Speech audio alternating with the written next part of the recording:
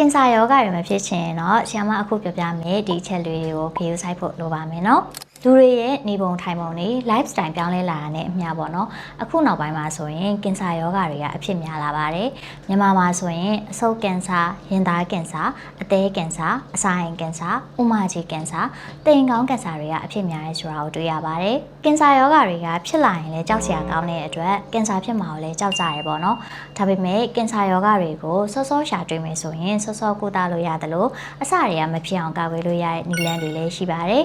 ်မျိုးလိုက်လို့ဖြစ်တာကင်ဆာချင်းပါလာတာအသက်ကြီးလာလို့ဖြစ်တာဒီလိုမျိုးတွေကြောင့်ကင်ဆာဖြစ်တာကိုတော့ကာကွယ်လို့မရပါဘူးကိုယ့်ရဲ့နေပုံထိုင်ပုံတွေကြောင့်ကင်ဆာယောဂတွေမဖြစ်လာအောင်တော့ကာကွယ်လို့ရပါတယ်ရှင်ဆိုတော့အခုဗီဒီယိုလေးမှာတော့ဒီကြောက်စရာကင်ဆာယောဂတွေကိုအစကတည်းကမဖြစ်အောင်ကာကွယ်နိုင်မယ့်အချက်9ချက်ကိုပြောပြပေးသွားပါမယ်ရှင်အားလုံးပဲမင်္ဂလာပါရှင်ကျွန်မကတော့ Facebook YouTube နဲ့ TikTok တွေမှာကျမရဲ့ဘုဒ္ဓတာလေးတွေအမြဲတမ်းတင်ပေးနေတဲ့ထူယောဂကိုဆရာဝန်ဒေါက်တာမဘူပါဒါဆိုရင်ကင်ဆာယောဂတွေမဖြစ်အောင်ကာကွယ်ဖို့အတွက်လိုက်နာတဲ့အချက်9ချက်ကတော့နံပါတ်1ကတော့ဆက်လိပ်မတောက်ပါနဲ့ဆက်လိပ်တောက်တာကနေအဆုတ်ကင်ဆာဖြစ်တယ်လို့တော်တော်များများသိထားကြပါတယ်ဒီဆက်လိပ်တောက်တာကပေါ့နော်အဆုတ်ကင်ဆာအပြင်ကိုမုတ်ချိုရိပ်ကင်ဆာစီးရင်ကင်ဆာတိမ်ကောင်းကင်ဆာနဲ့ပါးစပ်တို့လေပြွန်တို့မှာဖြစ်တဲ့ကင်ဆာယောဂတွေနဲ့သက်ဆိုင်နေရဆိုတာကိုလည်းတွေ့ရပါတယ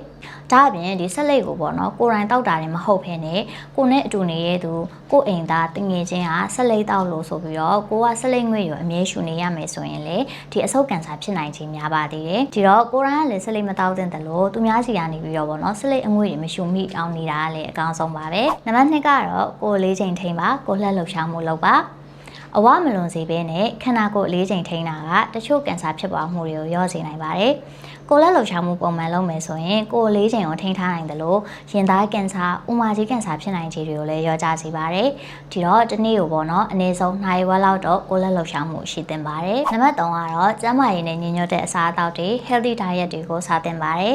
ကင်ဆာဖြစ်နှုန်းများစေနိုင်တဲ့ပြေဝါစီတွေအနီရောင်အသားတွေနဲ့ကြာရှည်ခံအောင်လုပ်ထားတဲ့အစားအစာတွေ chemical တွေများတဲ့ ready made အစားအစာတွေကိုတော့လျှော့ပြီးတော့စားသင့်ပါတယ်လက်လက်ဆက်ဆက်ပေါ့နော်ဟင်းသီးဟင်းရွက်တွေအသီးအနှံတွေများများစားသင့်ပါတယ်နောက်ရေများများတောက်တင်နေပေါ့နော်အရက်တောက်တာကဒီရင်သားကင်ဆာဥမာကြီးအဆုတ်အသေးကြောက်ကက်ကင်ဆာတွေကိုဖြစ်စေနိုင်တာမို့လို့အရက်ကိုအလွန်ကြုံတောက်တာမျိုးလဲရှောင်သင့်ပါတယ်ရှင်နံပါတ်4အချက်ကတော့နေအောင်ကြည်တန်ကနေပြီးတော့ကာကွယ်ဖို့ပါအရေပြားကင်ဆာကအဖြစ်များတဲ့ကင်ဆာတွေကတစ်ခုဖြစ်ပါတယ်မဖြစ်အောင်ကာကွယ်လို့လည်းရတယ်ပေါ့နော်ဒီတော့ဘာတွေလုပ်လို့ရလဲဆိုရင်တော့နေ့ကင်းနေအောင်တန်ဝင်ရှောင်ရပါမယ်မနက်ခင်းနေအောင်ကြည်ကကောင်းနေဆိုပေမဲ့မနက်10 နာရီကနေ4 နာရီအတွင်းပေါ့နော်နေအောင်ကြည်တန်ဓာတ်ရိုက်ထိတာကိုတော့ရှောင်သင့်ပါတယ်တက်နိုင်တဲ့လောက်ပေါ့နော်အေးရရဲ့နေရာတွေအရိပ်ထဲမှာနေပါနေအောင်ကလိမ့်စေ sunscreen ကိုလည်းပုံမှန်လိမ့်သင့်ပါတယ်နော်နံပါတ်5ကတော့ကာကွယ်ဆေးတွေထိုးထားသင့်ပါတယ်မဖြစ်ခင်ကကာကွယ်တာအကောင်းဆုံးဆိုတော့ဒီကာကွယ်လို့ရတဲ့ကင်ဆာယောဂတွေကိုကာကွယ်နိုင်ဖို့အတွက် vaccine တွေထိုးထားပါအသေးကင်ဆာတွေဖြစ်နိုင်တဲ့အသေးရောင်အတဝါဘီဘိုးကာကွယ်ဖို့အတွက်ဘီဘိုးကာကွယ်ဆေးထိုးနိုင်ပါတယ်အမျိုးသမီးတွေမှာအဖြစ်များတဲ့တိမ်ကောင်းကင်ဆာကာကွယ်ဖို့အတွက်လည်း HPV vaccine ထိုးထားသင့်ပါတယ်ရှင်နံပါတ်6ကတော့ကင်ဆာ risk ဖြစ်စေနိုင်တဲ့ကင်ဆာဖြစ်နိုင်ခြင်းများစေတဲ့အန္တရာယ်ဖြစ်စေနိုင်တဲ့အပြုအမူတွေကိုရှောင်ရပါမယ်။လိင်ရတဆင့်ကူးစက်နိုင်တဲ့ virus ပိုးတွေပေါ့နော် HPV တို့ B ပိုး C ပိုးဒီလိုမျိုးကင်ဆာဖြစ်စေနိုင်တဲ့ virus ပိုးတွေအကူမခံရအောင်လို့ကိုယ့်ရဲ့ partner နဲ့အတူနေတဲ့အခါမှာကွန်ဒုံသုံးပါဆေးထိုးအပ်တွေကိုမျှဝေသုံးဆွဲတာမျိုးလုံးဝမလုပ်သင့်ပါဘူး။နောက်ဆုံးနံပါတ်9ချက်အနေနဲ့ကတော့ပုံမှန်ကျန်းမာရေးစစ်ဆေးမှုခံယူပါတချို့ကင်ဆာယောဂတွေကစောစောစီးစီးပေါ့နော်စမ်းသပ်ရှာဖွေတွေ့ပြီးတော့ကုသမှုခံယူနိုင်ပါတယ်ဥပမာဆိုရင်ဥမာကြီးကင်ဆာတို့တိမ်ကောင်းကင်ဆာရင်သားကင်ဆာအရေပြားကင်ဆာဒီလိုမျိုးတွေပေါ့နော်ဆိုတော့ကိုယ်မှာဘာယောဂတွေရှိနေလဲလို့သိရအောင်လို့ဆရာဝန်နဲ့ပုံမှန်စစ်ဆေးမှုခံယူပါကိုယ့်ရဲ့ခန္ဓာကိုယ်မှာပုံမှန်နဲ့မူမမှန်တဲ့လက္ခဏာခံစားရတာနဲ့ကျွမ်းကျင်တဲ့ဆရာဝန်နဲ့တိုင်ပင်ဖို့မနှောင့်နှေးသင့်ပါအောင်နော်အခုဆရာမပြောပြသွားတဲ့အချက်တွေကိုသတိထားပြီးလိုက်နာမယ်ဆိုရင်တော့ကင်ဆာယောဂတွေနဲ့မဟုတ်ဘဲနဲ့တခြားယောဂဖြစ်ပွားနိုင်ခြေကိုပါရောကြစေမှာပါ